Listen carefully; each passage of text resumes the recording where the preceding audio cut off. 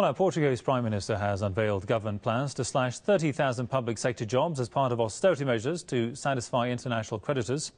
Pedro Passos Coelho also said the full pension age will be pushed back to 66 and civil servants will be expected to work 40 hours a week instead of 35.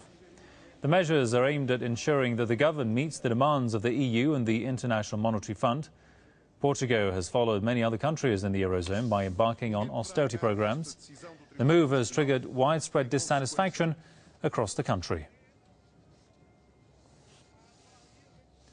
Let's go to Irvine, California and talk to Professor Paul Sheldon-Foote. Welcome to the programme. So, Professor, countries one after another are slashing jobs and Portugal, of course, is no exception. Just how bad can the issue of unemployment get and what effect would it have on the social aspect of these countries? The problem is far worse than what the European Commission shows. They are saying that the unemployment rate is currently 12.2%. Of course, if you break that down by age categories, it's going to be far bigger problem among the youth. You could have a whole generation of young people waiting for, 5-10 years to find a job. What are they going to do during all that time? So 12% is bad enough by itself, but when you look by age, it's even worse. I mean, a few movements in several countries, such as Germany, are considering restoring their original currency. I mean, just how close are we to EU disintegration?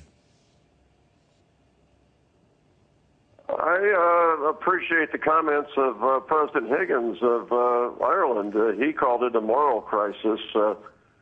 In his opinion, the leaders of Europe cannot agree on what kind of union they want. He also said very correctly that Ireland took very deep austerity cuts, and others are not being asked to do the same. We now see a wide range of extensions. Portugal and Ireland up to 7 years, Netherlands 1 year. Even France needs extensions to get underneath the ceiling of 3% of GDP for budget deficit gaps. So, as President Higgins pointed out, unemployment profiles in Greece are not the same as they are in Ireland. This group of leaders has tried to play the game. It's what the insurance industry calls the moral hazard. Everyone is trying to take from the system but not give to the system. Something's got to give. Indeed.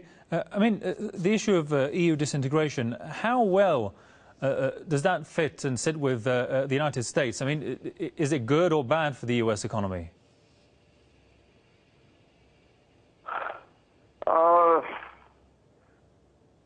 I'm not sure it makes a whole lot of difference. First of all, there are many American multinational companies located throughout Europe.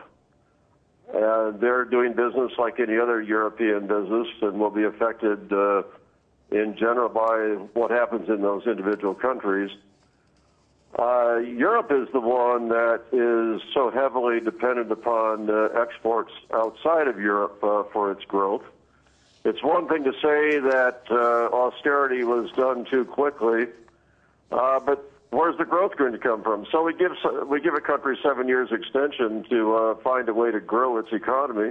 What happens if it doesn't? And what are the methods for growing the economy during the next 7 years?